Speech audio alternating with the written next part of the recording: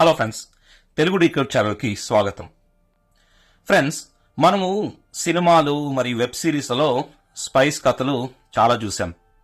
ఇటీవల విడుదలైన దురంధర్లో కూడా మనం చూసాం ఎలా జస్కిరత్ సింగ్ రాంగి పాకిస్తాన్ వెళ్ళి అక్కడ అండర్ వరల్డ్ లో ఎలా ప్రవేశిస్తాడో అని.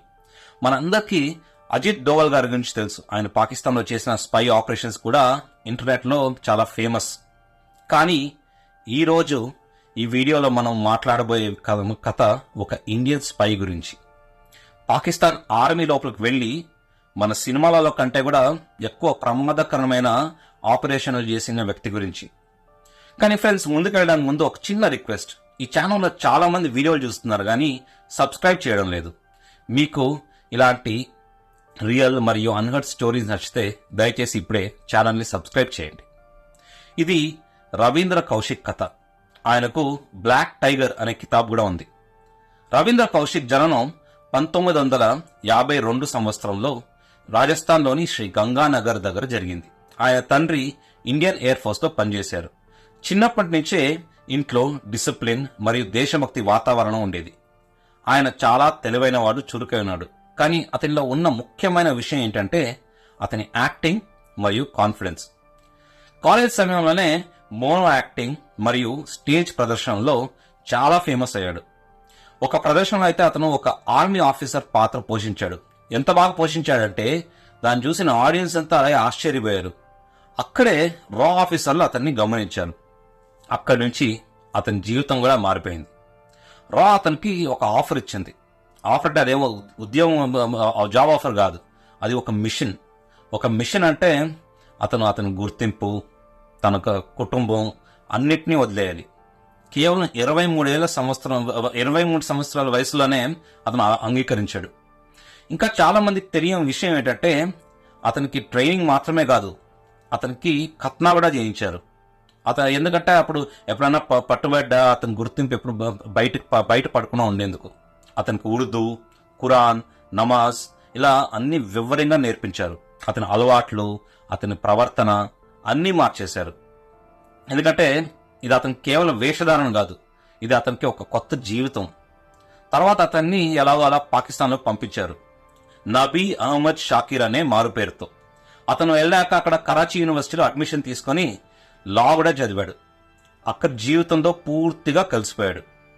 ఇంకా ఒక ఆసక్తికరమైన విషయం ఏమిటంటే సినిమాలో లాగే రవీంద్ర కౌశిక్ అక్కడ ఒక స్థానిక అమ్మాయి అమానత్ ను వివాహం చేసుకున్నాడు. ఒక కుర్రాడికి తండ్రి కూడా అయ్యాడు. మీకేమన్నా గుర్తొస్తుందా? దురంధర్లో కూడా జస్కిరత్ సింగ్ రాంగి ఏం చేస్తాడు? పాకిస్తాన్ వెళ్ళి అక్కడ ఒక ఎలీనా అని ఒక అమ్మాయితో లవ్ లో పడి కూడా అతనికి ఒక కొడుకుంటాడు. సో మోస్ట్లీ మన డైరెక్టర్ ఐతేదర్ కూడా ఈ పాత్రను చూసే కొంచెం ప్రేరణ పొంది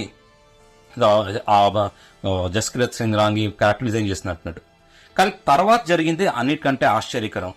అతను పాకిస్తాన్ ఆర్మీలో చేరి మేజర్ స్థాయి వరకు చేరుకున్నాడు. ఆలోచించండి, ఒక ఇండియన్ స్పై పాకిస్తాన్ లాంటి ఒక శత్రు దేశం ఆర్మీలో మేజర్. 1979 నుండి 1983 వరకు అతని పని తన శిఖర స్థాయిలో ఉంది. అతను భారత్కు చాలా సున్నితమైన సమాచారం పంపించేవాడు. అది నేరుగా మిలిటరీ వ్యూహాలను ప్రభావితం చేసింది. ఏం చెప్తారంటే అతని వల్ల వేలాది మంది సైనికుల ప్రాణాలు కూడా కాపాడబడ్డాయంట. అతని ఈ సేవ కోసమే అనుకుంటా ప్రధానమంత్రి ఇందిరాగాంధీ అతనికి బ్లాక్ టైగర్ అనే పేరిచ్చారు. కానీ ప్రతి కథలో ఒక డార్క్ టర్న్ ఉంటుంది.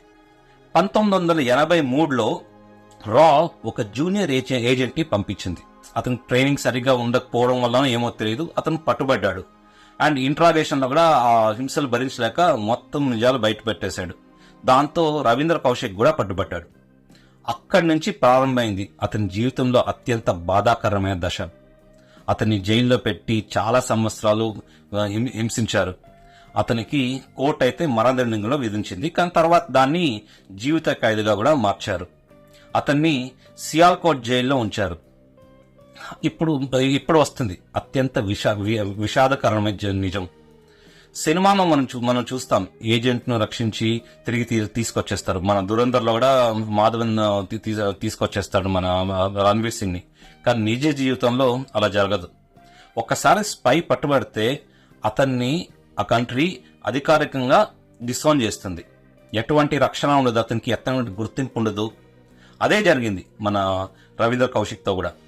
జైలు నుంచి అతను చాలా లేఖలు రాశాడు. ఒక లేఖలో అయితే అతను ఇలా రాశాడు, నేను బతికే ఉన్నాను కానీ ప్రతిరోజు చస్తూ బతుకుతున్నాను అని. ఆలోచించండి, దేశం కోసం అన్నీ అర్పించిన ఒక మనిషి 1983 నుంచి 2001 సంవత్సరం వరకు దాదాపు అంటే 16 సంవత్సరాలు జైల్లో గడిపాడు. మరియు 2001లో అతనికి మరణం కూడా జరిగింది. అప్పుడు అతని వయసు కేవలం 49 సంవత్సరాలు, జస్ట్ 49 ఇయర్స్. రవీంద్ర కౌశిక్ ఒక స్పై మాత్రమే కాదు, అతను ఒక త్యాగం. ఈరోజు మనము అతన్ని గుర్తు చేసుకుంటున్నాము అంటే యాజ్ ఏ భారతదేశం ఒక అసలైన బ్లాక్ టైగర్ గా. మీ అభిప్రాయం ఏంటి? ఇలాంటి గుర్తింపు లేని వీరులకు మరింత గౌరవం ఇవ్వాలా? మీకు ఈ వీడియో నచ్చితే లైక్ చేయండి, షేర్ చేయండి. అలాగే మా ఛానల్ తెలుగు డీకోడ్ ని దయచేసి సబ్స్క్రైబ్ చేయడం మర్చిపోవద్దు. మళ్ళీ కలుద్దాం నెక్స్ట్ వీడియోలో. జై హింద్.